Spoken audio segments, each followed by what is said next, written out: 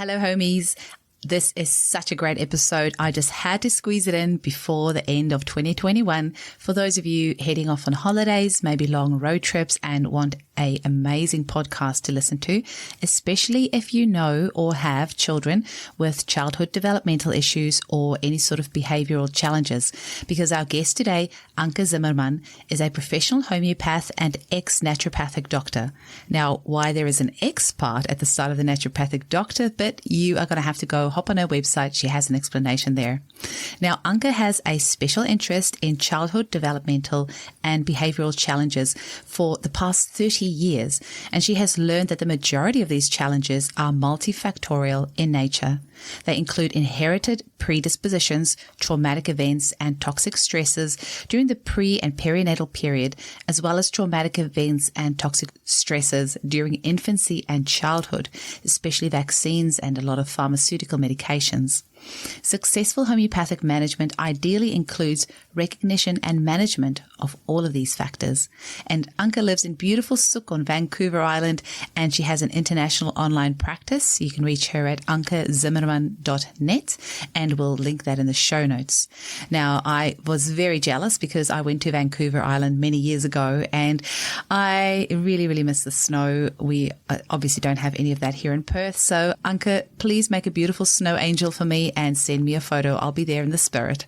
Enjoy the episode. Welcome to the Homeopathy Hangout podcast, where we discuss all things homeopathy from around the world. And now, your host, Eugenie Kruger.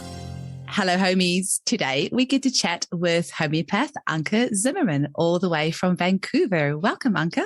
Hi, Eugenie. It's so lovely to be here. Thank you so much for the invitation. I feel very honored.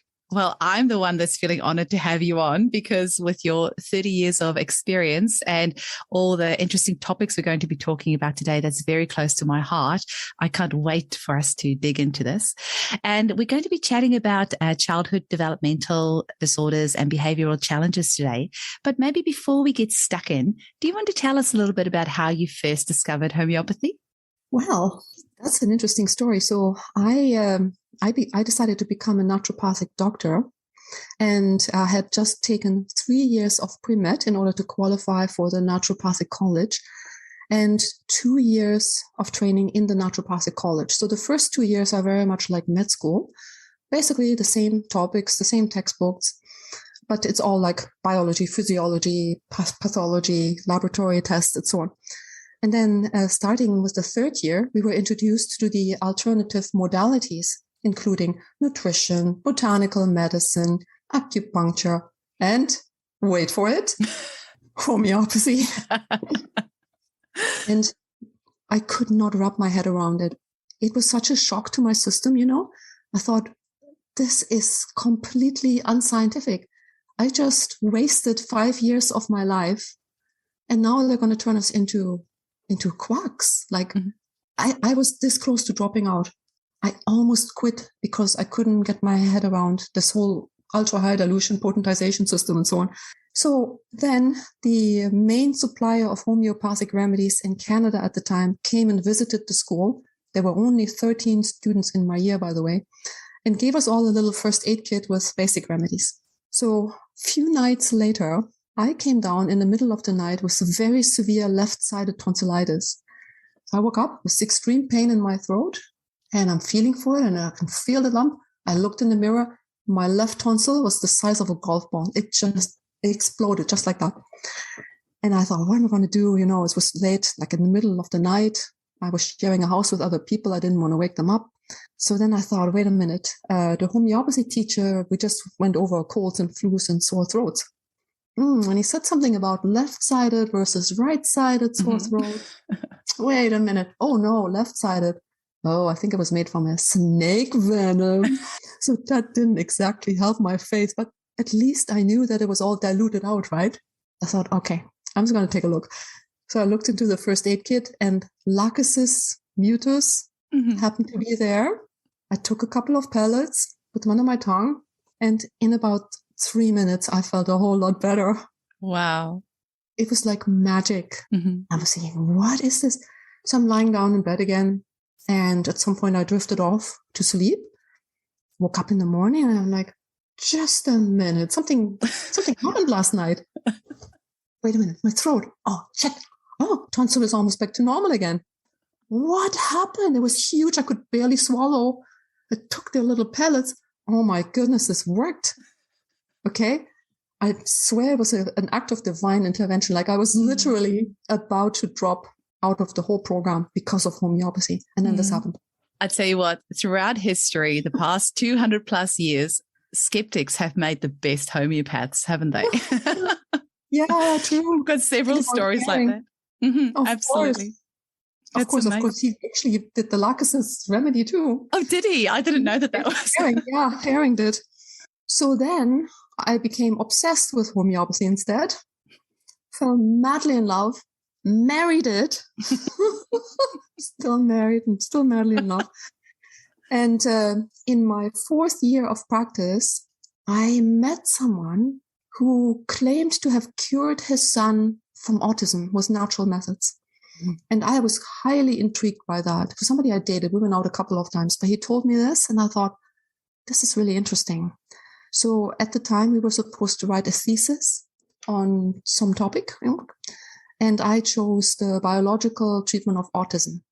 And then somehow the college changed their mind. We didn't have to write it, but I was already halfway done and found it rather interesting. And back then, we're talking 30 years ago, autism rates were like 1 in 10,000 or something.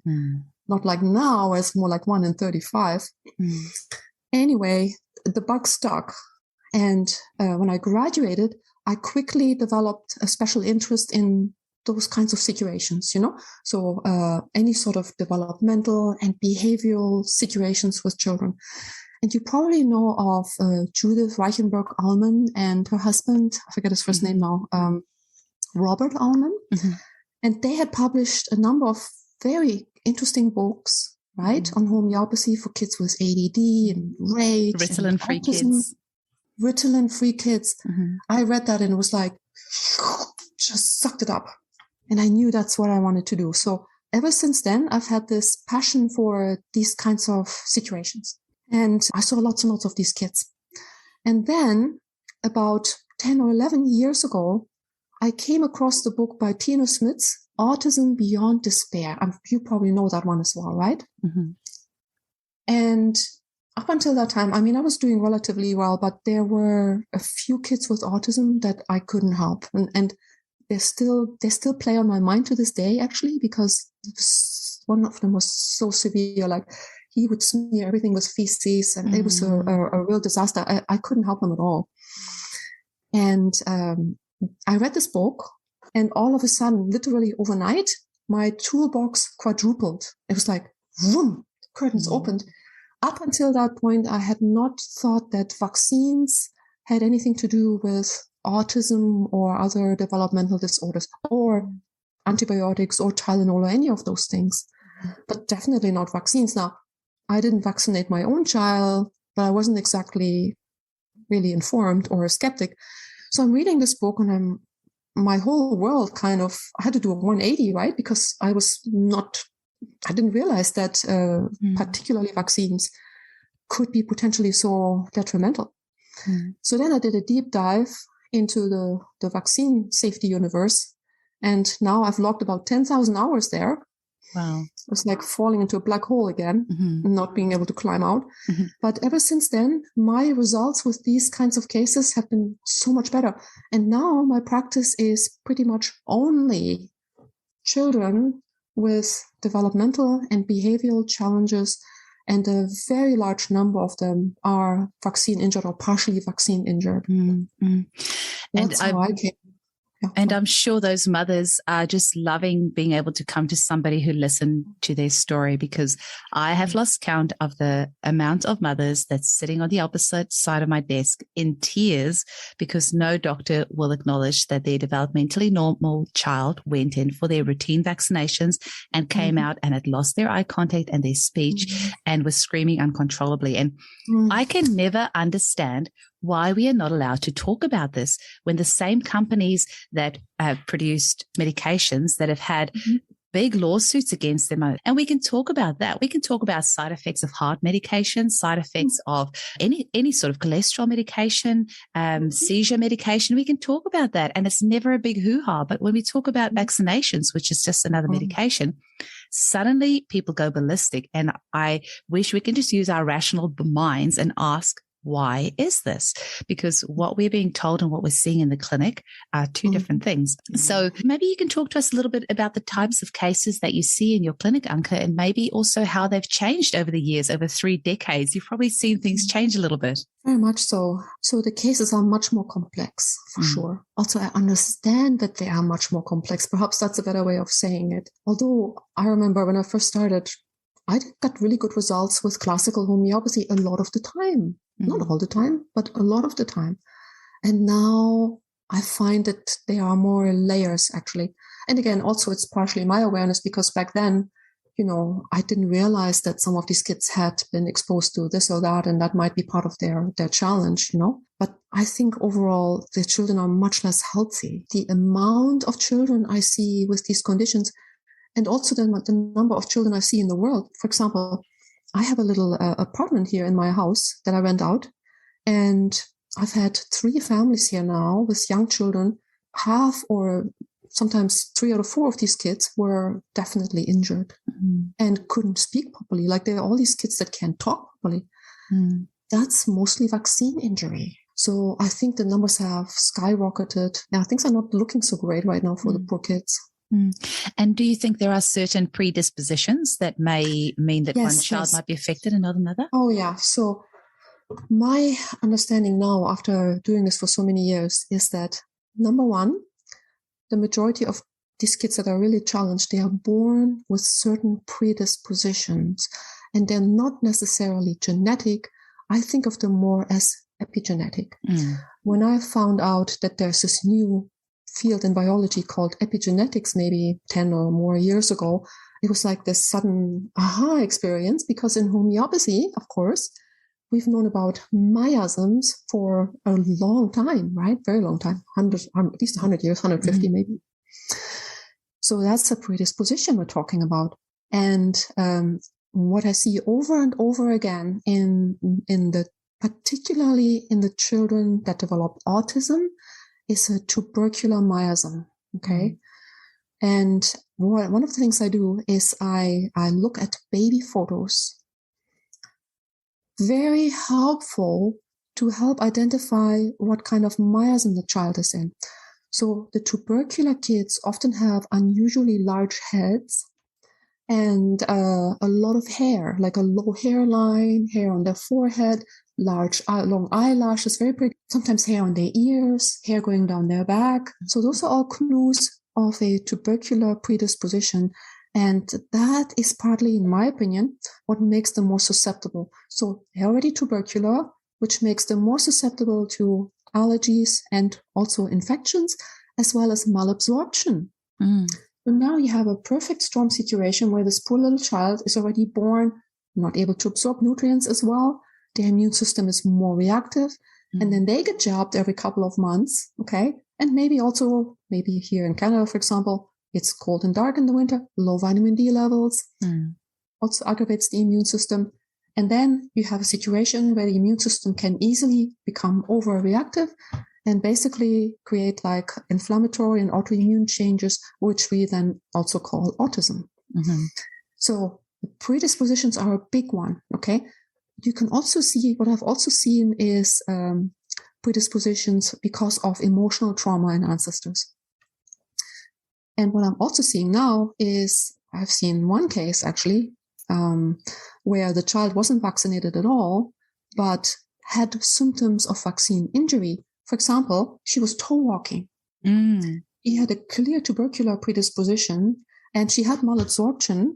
Parents were in the organic food business and had done a number of hair analysis tests on this child because she had pretty severe caries at a very young age, like all her teeth were rotting out. And she never ate any sugar. She was never vaccinated. No antibiotics, only organic food, best of the best. She couldn't absorb her nutrients. So they brought her in, and immediately I said, I know what this is. The hair, the head, like she had the most beautiful hair. Anyway, and I noticed she's toe walking. I said, you realize she's toe walking? Yes. Well, that's kind of strange because I know she's not vaccinated, but I see this a lot in kids who have been vaccinated. She says, well, no vaccine. I said, well, what about you? What about you as a parent? So the mom said, I was in the military for many years. Would have had everything. So she got everything, right? Everything. She gave me a list of all the vaccines she had in the military.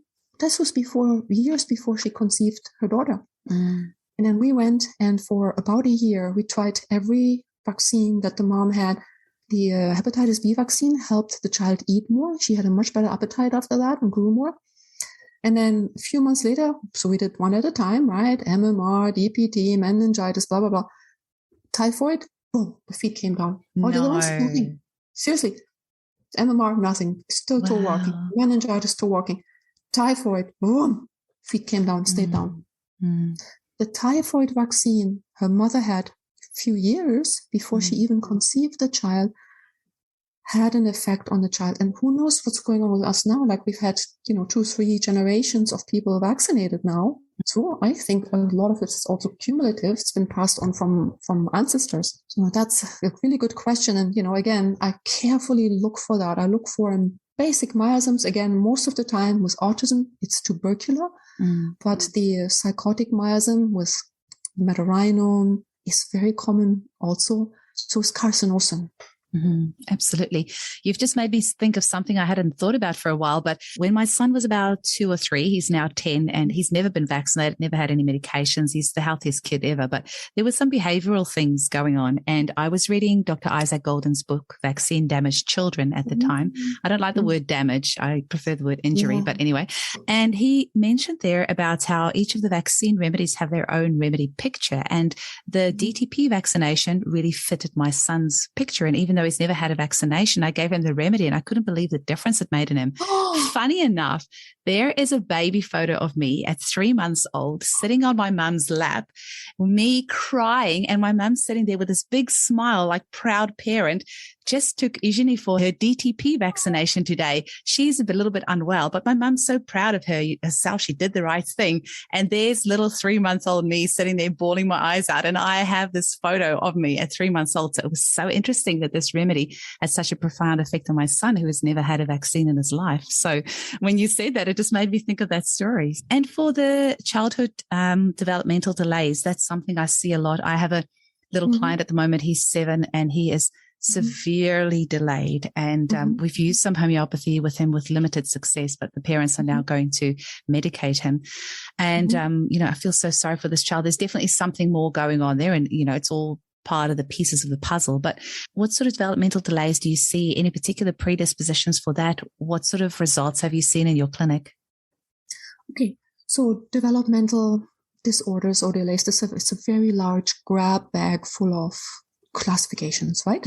Most people are familiar with autism and ADHD, but there's sensory processing disorder, auditory processing, learning disabilities, which is a whole bunch of other things again, like dyslexia, dysgraphia, dyscalculia, speech delays, and articulation disorders.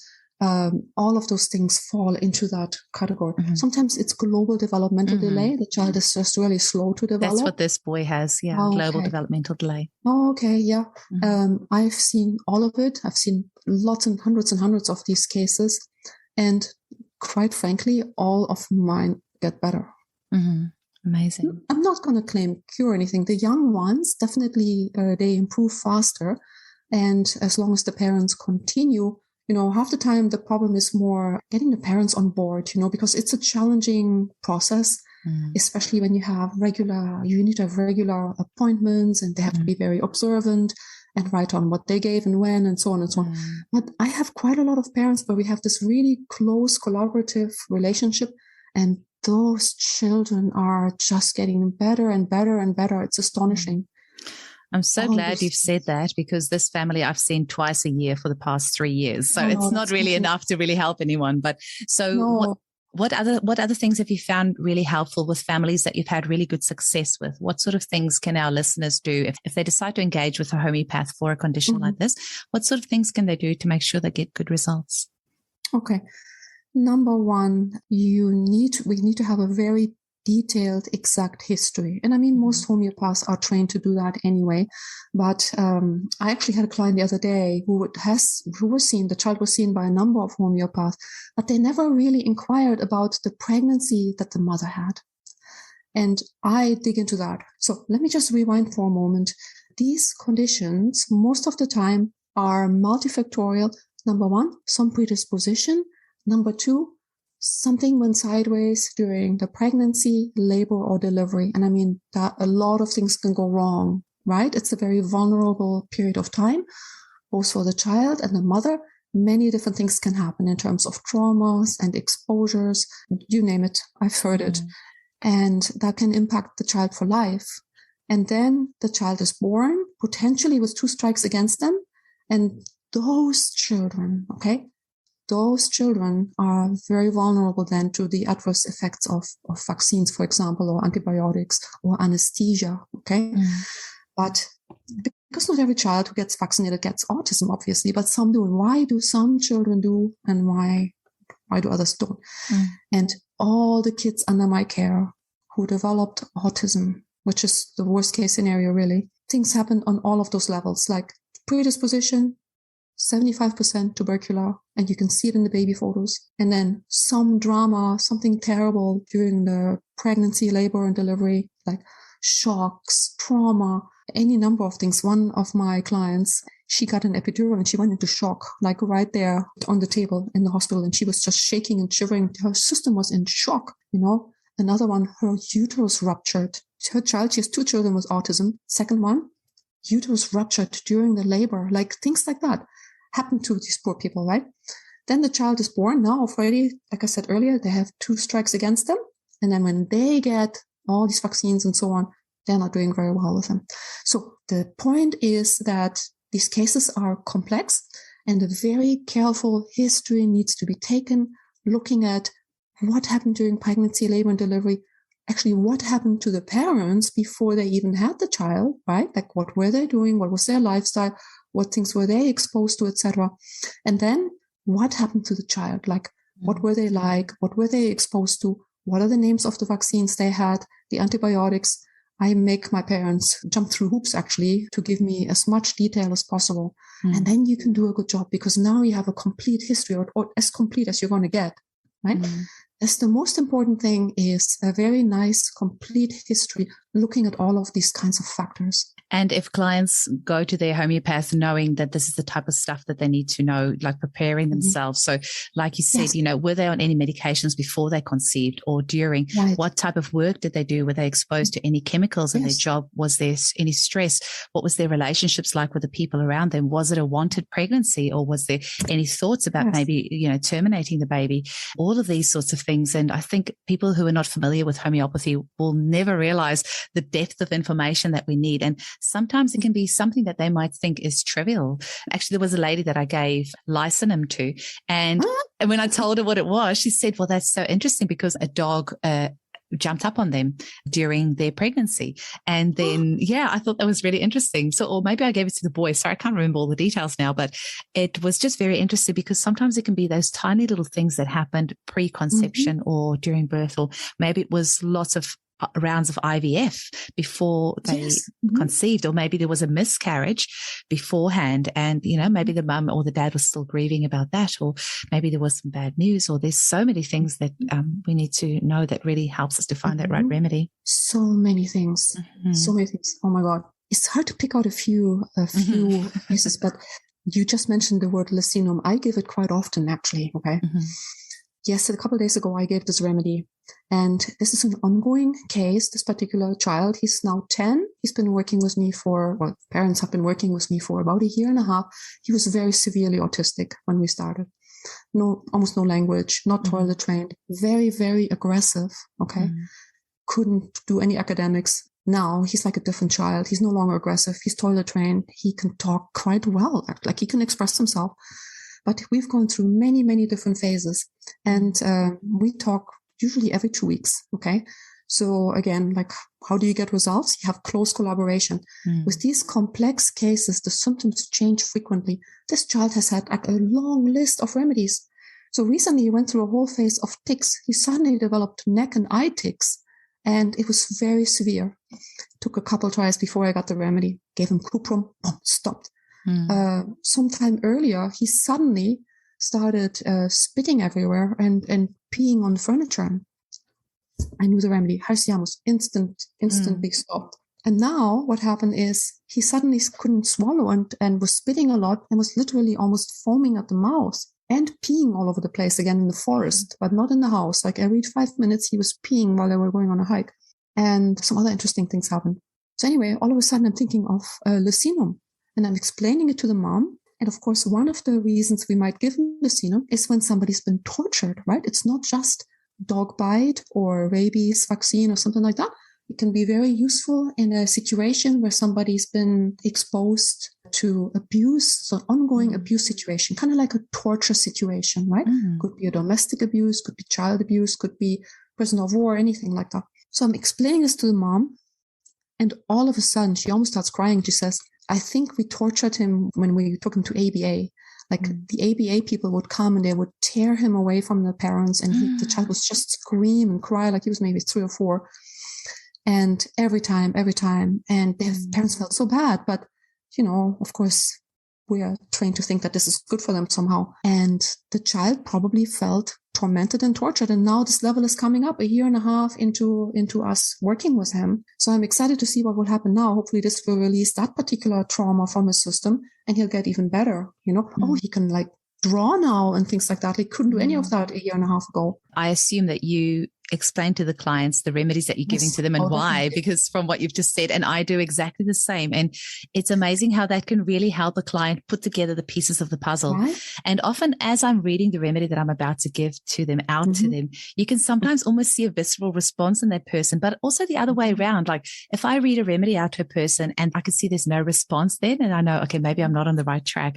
So it's nice that you do that with your clients.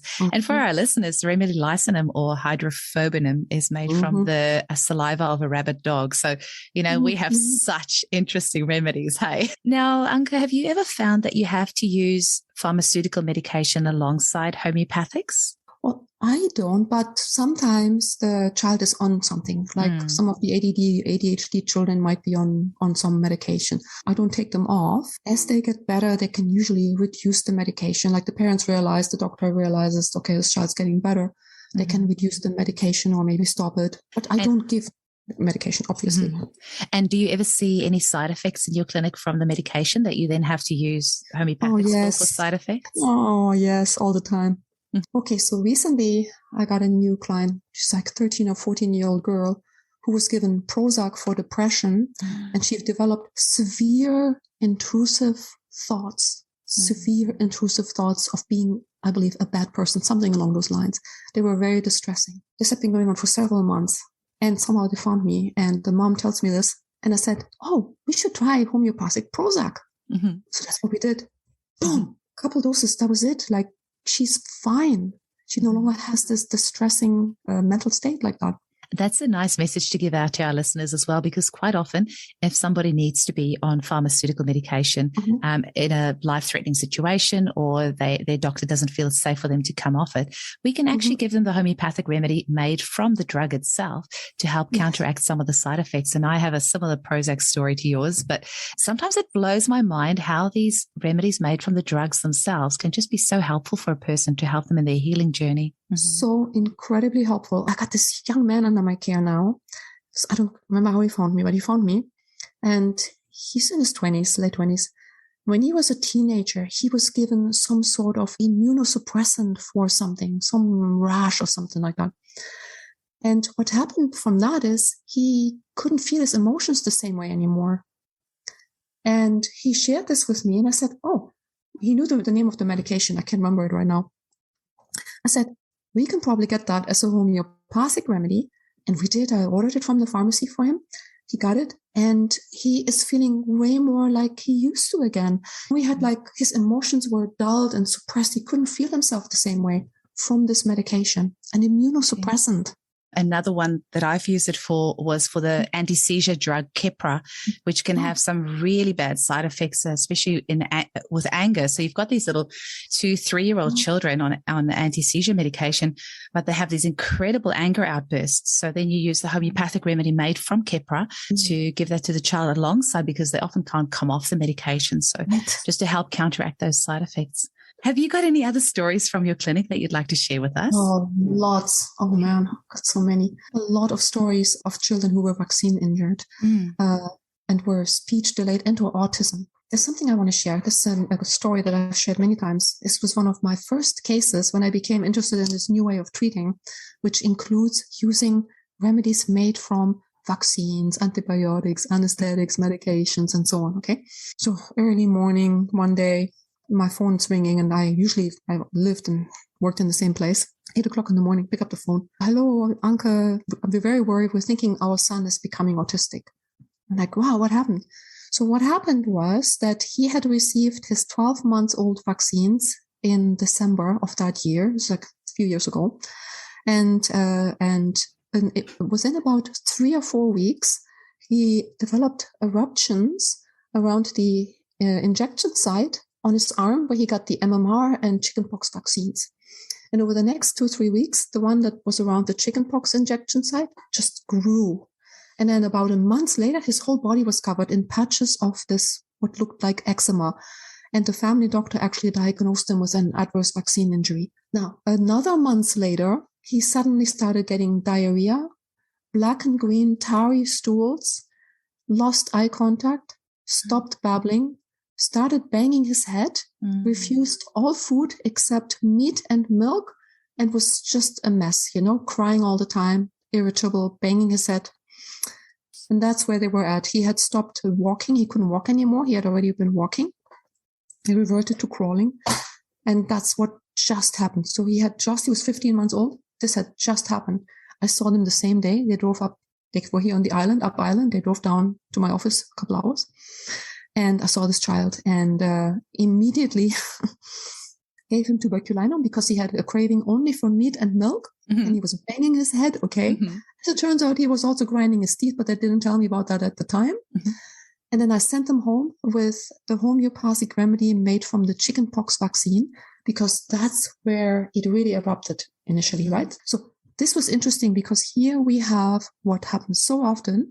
It's quite uncommon to have a pretty severe reaction right after the vaccination, even though there are thousands and thousands and thousands of reported cases online and in the literature. Much more common, about 95% more common, is a delayed reaction. So the child gets their shots, nothing special happens right away, but gradually over time, they deteriorate. And because when they're really young, they get shots every couple of months, like 2 months old, 4 months, 6 months, then at a year, then sometimes again at 15 or 18 months. There can be 3 months time delay. The child already got the next shot, and then there's another 3 months. So, very often by the time autism is often diagnosed or noticed when the child is 15 to 18 months old, right? The parents notice they lost their words. They're not making eye contact anymore. Their digestion is off. They can't sleep properly anymore.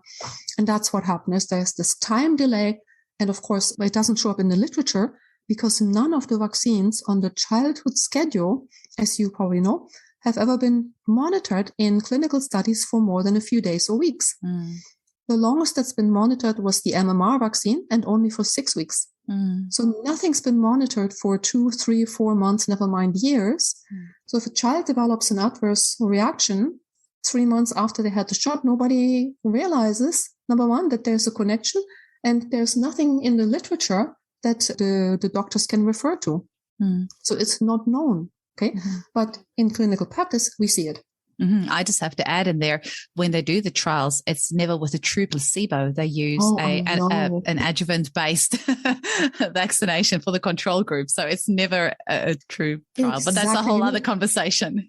No, and when I fell into the black hole of vaccine safety science, I was just horrified at what passes as science when they're always complaining about us not having double-blind placebo-controlled trials. And here they are giving children these vaccines. There's no control group at all because, one child gets that one group gets the vaccine, the other one gets maybe just the adjuvants, or they get another vaccine, right? Like, okay, maybe they got the MMR and these ones got the DPT, but where's the saline group? And then they're not even looking for very long. Like the hepatitis B vaccine, which the children here in the US, I have a lot of US clients. Most of them get at birth. Same in Australia. Monitor. 4 and 5 days. That's it. Clinical studies. Oh, if the child dies on day 6, it wasn't the vaccine because nobody looked. So this little boy, I got an email 2 days after he took the tuberculinum. He was already better, actually. He stopped banging his head. And then he took the remedy from the chickenpox vaccine, and he just got better and better and better. And it took about 2 years to complete the healing, where he was completely stable. But he completely recovered, fortunately. And he's now a very happy, healthy 7 or 8 year old boy. I get updates every once in a while. Oh, it's beautiful. Absolutely beautiful. And the enormous amount of pressure that it puts on the family unit when you have a child like this, seeing a little, 15-month-old banging their head, that's very traumatic. And the pressure that puts on the family dynamics, I mean, the divorce rates in families with children with autism is much higher than those without. It's very, very stressful. Yeah. It's super stressful. And a lot of those kids have aggression issues. So one thing I found homeopathy to be very, very effective for is aggression in children. I have never had a failure, literally. I've seen so many kids over the years with aggression issues. Like very often it's something like stramonium or belladonna. I've seen lucinum a few times. But aggression issues are relatively easy to address. And if you don't address them, those kids end up on antipsychotic medications. Absolutely. Yeah. Have you got any other cases you can share with us? Okay, I want to share something about ultrasounds, actually. So it's a very interesting situation. Ultrasounds are very routine during pregnancy. And I didn't think much of it until I had a case where all the child ever had that we could pin anything on. I have had lots of autism cases, almost all boys, 4 or 5 girls, all of them, except one, it's a new case, had 8 or 9 ultrasounds in utero. Wow. So isn't that strange that, I've had several hundred autism cases of boys, only a handful of girls, all but one of them had multiple, like much more than normal ultrasound exposures. That is peculiar. And I'm routinely now using a homeopathic remedy made from ultrasound. And not just for these issues. Like recently, it's only been a month or so, I was contacted by a family of a 2.5-year-old girl who was very difficult to handle, very reactive, intense emotions, aggressive, not sleeping well, wasn't vaccinated. The only thing I could find, the mom had several ultrasounds, more than normal. And on top of that, we're talking about the ultrasounds because we're having this conversation. Oh, what could it be? Ultrasounds. The mom tells me she was actually working as an ultrasound technician during the pregnancy. So she was exposed to ultrasound all the time. We gave the child ultrasound 30C, 2 doses, had a follow-up. She's like a different child. She's about 75% better. So there are a couple of provings of ultrasound. I'm not sure if you're familiar with them. I didn't know there was a proving of it, but it's a remedy I use often. If I have pregnant mums going in for their ultrasounds, I get them to take ultrasound 200C just before they go and another dose afterwards, and then 8 hourly just for 3 doses. So just to try to, negate any of the effects of it. Oh, of course. That's absolutely brilliant. It's so wonderful that you're doing this. You're helping these children so much.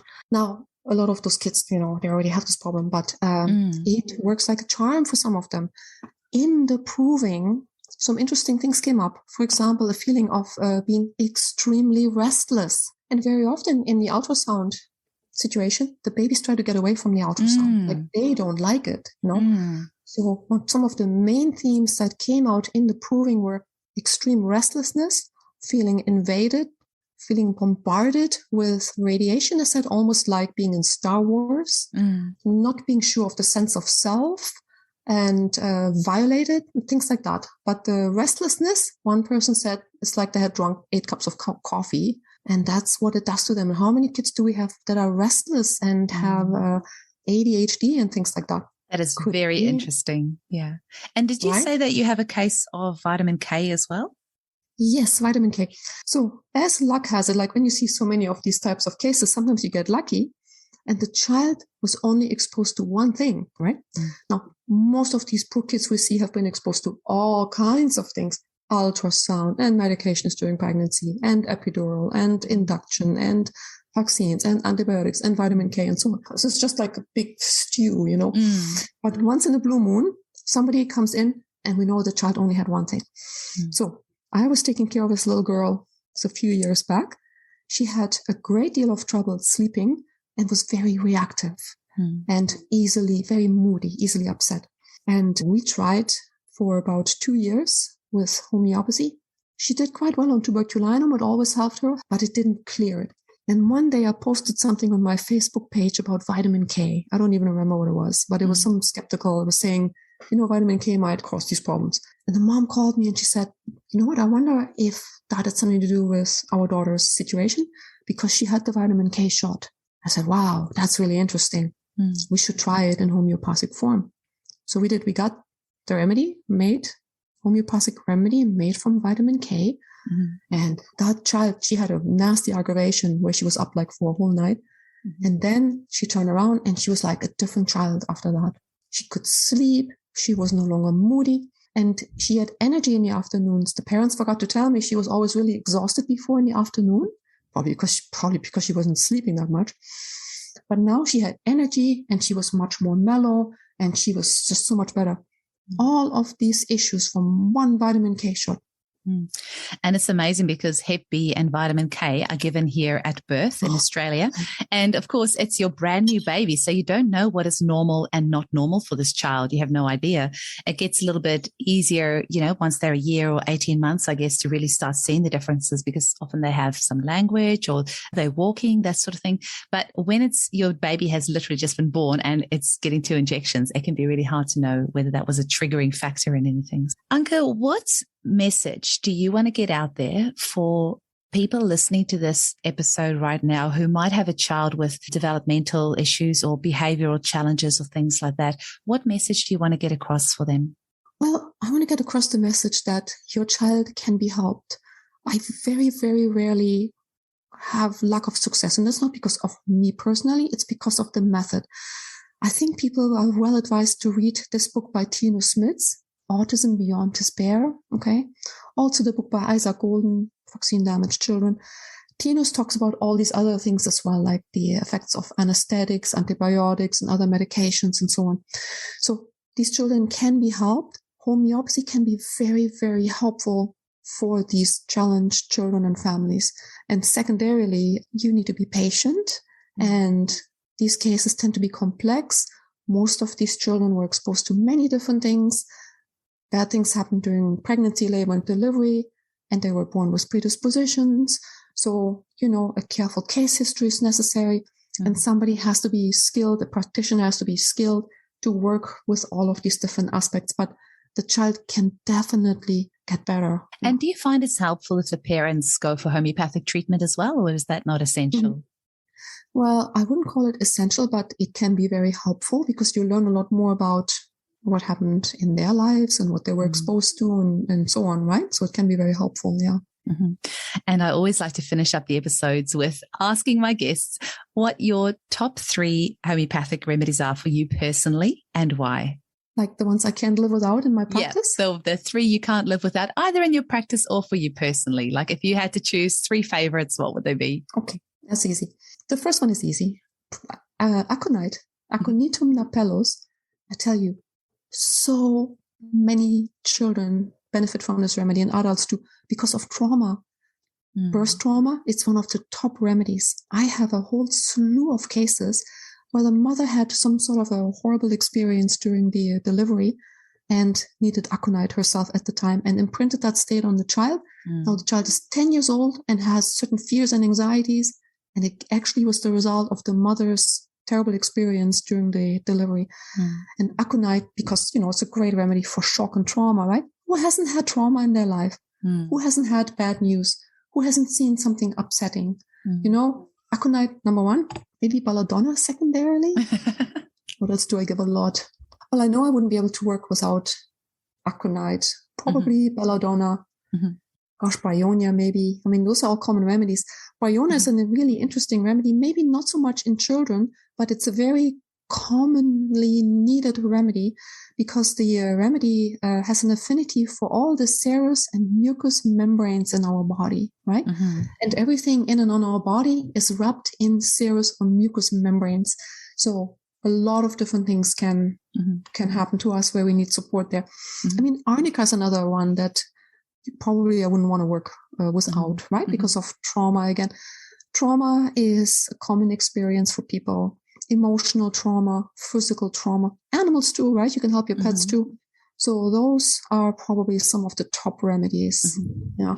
Did you want to share a little bit about your recent use of bryonia? Oh yeah, my recent use of bryonia. Well, I ended up with COVID, if we want to believe that is the case, and if we believe the PCR test is accurate, but I certainly had all the symptoms. It wasn't COVID, it was just a bad flu. So in any case, I came down with this fever, coughing, and horrible, horrible headache. And I just wanted to lie still in bed and do nothing. And I recognized the symptoms almost immediately. The coughing shook my whole body and felt really uncomfortable. Okay, quickly, bryonia, relief in like 2-3 minutes. Just love it, magic. So it was a few days of that experience where I really just wanted to be left alone and not move and just lie there and sweat, in bed. I must have sweated gallons, and I actually felt kind of good. I feel pretty good now. So bryonia was great, but I would wake up at night. Bryonia is known for dryness of the membranes, okay? So I would wake up at night with my mouth open and completely dry as dust, dry as the desert. Like there was no moisture at all in my mouth. It was shocking actually. And it was like typical bryonia, dry mucous membranes, and it was dry. Yeah. Completely dried out. My skin was so dry. My eyeballs were dry. Like I could barely get my eyes open. They were so dry, I'm like, oh, this is bryonia. I'm now completely dried out. And that's the thing. Often people will say, oh, homeopathy takes such a long time to act. But when it's an acute situation and you give a remedy, you can often have relief within a minute or two. It's way faster than pharmaceutical medication, which can often take, like 15 or 20 minutes for, say, paracetamol to kick in. A homeopathic remedy can work in a minute or two if it's the correct one and used correctly. It's amazing. I mean, it happened to me so many times. At the moment, my practice is mostly online, and it's worldwide, by the way. I have clients all over the world, including in Australia, and as far away as Pakistan, Jakarta, and Finland, and Sweden, and England, and now one in Greece. That's an interesting story too. But when I still had mostly in-person clients, if somebody came in with an acute situation, I would often give them a remedy and check the time. Okay, so it's 3 or 5. 3 minutes later, how are you feeling now? Oh, better. Amazing. Hey, it's amazing. I know for my daughter for sore tummies, nux vomica, under a minute. Under a minute. It's my husband's the same. Nux vomica, under a minute, tummy pain gone. Now, Anke, how can people get hold of you? And are you still taking on new clients? Yeah, I do. So you can find me through my website at Anke Zimmermann, that's ANKE ZIMMERMANN to N .net. Had to get the extra N in there. Yes, because I'm from Germany originally, and the man was 2 N at the end. Okay. Yeah. Yeah. So there you go. And I do take clients, and I actually really enjoy these difficult, complicated cases. There's something weird about my brain. It likes that stuff. I mean, I love to help people, obviously, and helping children with these issues is really rewarding because you're really able to do a lot for the family, right? But part of the fun for me, of course, is just the whole, what it's like, the whole figuring out the mystery, right? Like, the mystery, it's the hunt for the right remedy. And I'm often up to this day. I usually work up my files on average 2 to 4 hours of research at the beginning. Wow. When I take the case and the parents give me all the information I'm asking for, I sit there and, reference and I repertorize and I look at it and meditate on it. And that's all part of the excitement for me. We definitely have the best jobs in the world. you. It's so interesting. If you only knew what you were missing, it's such a good job. It really is. Right? It's impossible to get bored, that's for sure. You never know what you're going to get next. So exciting. Anke, I just want to thank you with all my heart for your time today and for the work that you're doing to help so many families worldwide, and the difference that you're not only just making in that child's life, but in that whole family and also in their whole community. Because let's face it, when you have a child with developmental or behavioral issues in a classroom, it's not just that family unit that's disrupted, it's that whole class, it's that whole school. And then when you can make a difference, it just has these beautiful ripple effects everywhere. So please keep doing what you're doing. And I hope we get to chat again very soon. Thank you. That was so lovely being here. Thank you so much for having me. It was so nice to meet you. And your work's also so important. I'm glad you're doing this podcast. Thank you so much. It's basically an excuse to get to chat to cool people like you. So the pleasure's all mine. Well, have a wonderful time. I think it's evening there. It's probably about bedtime for you. So all the best. Thank you. Same to you. Hi, homies. I hope you've enjoyed the episode. Let's continue the conversation in the Homeopathy Hangout podcast Facebook group, where you'll get to hang out with myself and many of the past guests from the show. The only way I can continue this podcast is with your support. Please consider making a donation at buymeacoffee.com/hangout, where you can make a once-off $5 donation or become a monthly patron at www.patreon.com/homeopathy hangout. You can also leave a 5-star review on whichever podcast app you use to listen to this show, or leave a Google business review, or check out my Rumble or YouTube channels and be sure to subscribe there, or follow me on Instagram and Facebook, or simply share this podcast with your family and friends. Whichever way you decide to support the show, I want you to know that I deeply appreciate it, and I look forward to continuing to serve you the best I possibly can. You're also welcome to check out my website, www.eugeniekruger.com, where you can purchase our range of stunning homeopathic kits, single remedies and combination remedies, or you can book a consult with any of the homeopaths on my team, and you can sign up for my newsletter as well. Lastly, if you're interested in advertising on my show, please email info@eugeniekruger.com. Thanks so much, and I look forward to catching you at the next episode.